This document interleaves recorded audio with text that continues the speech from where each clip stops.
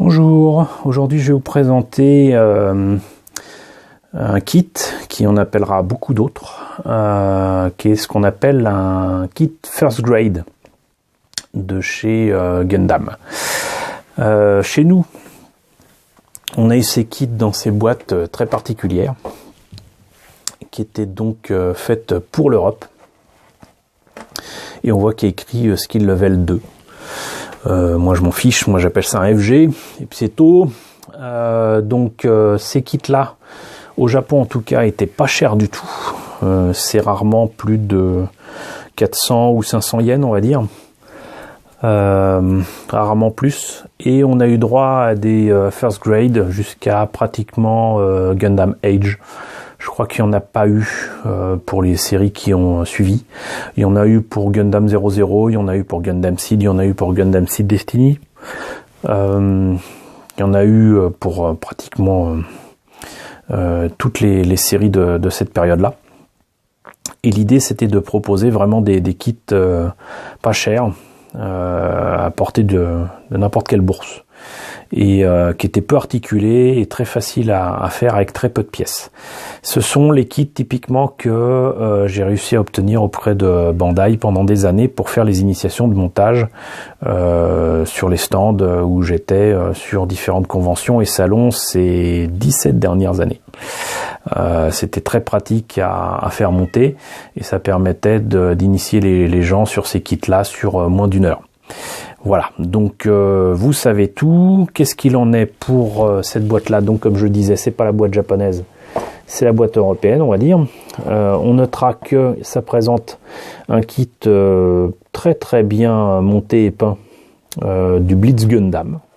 Ce qu'il faudrait quand même que je vous présente le kit en question. Il s'agit donc du Gundam qui a des capacités à se rendre invisible, si je me rappelle bien. Et donc c'est un first grade et tous les first grades sont au 1/144. Donc c'est les petits Gundam. Dans la même collection, il présente ici le Buster, le Sword Strike Gundam. D'ailleurs, à un moment, c'était le seul moyen d'avoir les autres armes du Strike Gundam, même s'il existait en high grade, en tout cas en version entièrement articulée ou en 144. Le seul moyen d'avoir les armes pendant un moment, c'était d'avoir le first grade. Et là, on voit le kit monté et peint, mais tel quel. Voilà. Particularité pour faire des économies de coûts, la notice de montage est à l'arrière de la boîte. On voit que là, donc, il y a 3 grappes plus une de polycap pour les articulations. Et il y a énormément d'autocollants sur ce modèle-là. On va voir immédiatement ce que ça donne. Hop, à l'intérieur.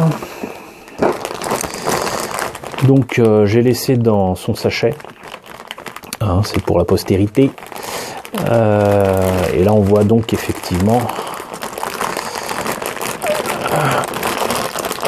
c'est quand même des pièces assez simples. Et c'est pas articulé du tout.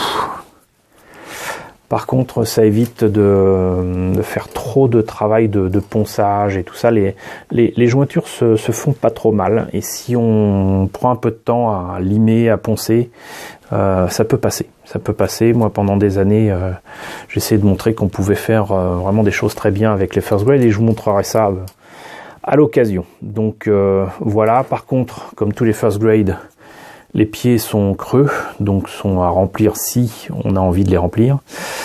Là ici pareil, les pinces, il y a la pince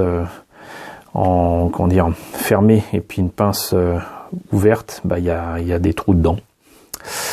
Voilà, donc c'est pas la super joie au niveau des tailles. Mais encore une fois, c'est un kit qui n'était pas supposé se vendre à plus, en tout cas au Japon, à plus de 5 €. Voilà, c'était un prix d'appel. Par contre, je crois qu'en France, c'était quand même nettement plus cher. J'ai vu chez des gens comme King Jouet, par exemple, je les ai vus souvent à 15 ou 20 €. C'était un peu la honte. Je sais même pas si ça a pu se vendre avec des prix pareils.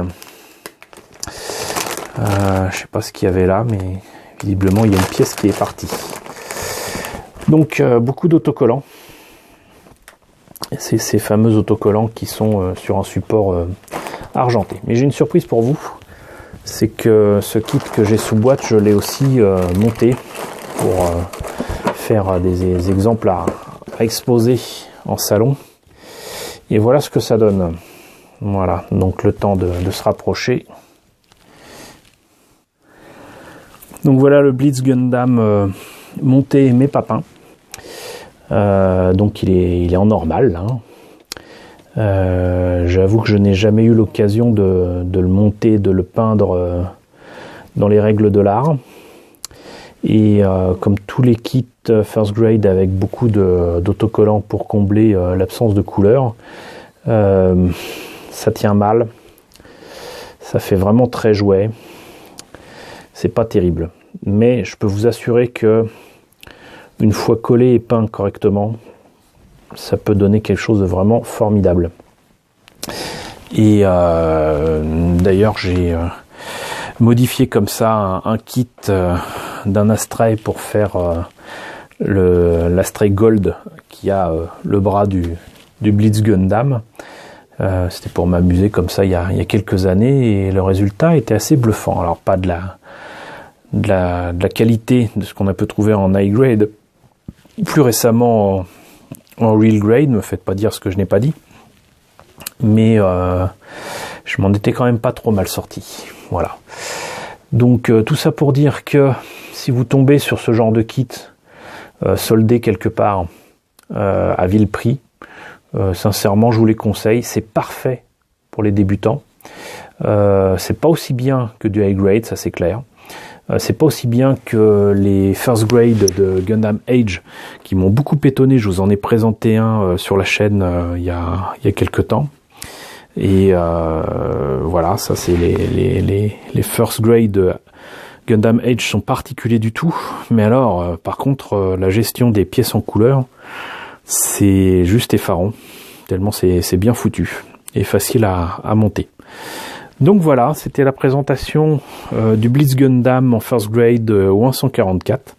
J'espère que cette petite présentation rapide avec un modèle sous boîte et un modèle monté vous a plu. N'hésitez pas à me dire ce que vous en pensez dans la section commentaires, si vous avez connu ces kits-là, si vous en avez, si vous avez réussi à en tirer le meilleur. Ça me ferait très plaisir de voir ce que vous avez pu faire de votre côté. N'hésitez pas à liker, n'hésitez pas à partager, n'hésitez pas à vous abonner si ce n'est déjà fait. Et je vous dis à très bientôt pour de la présentation encore de nouvelles maquettes Gundam.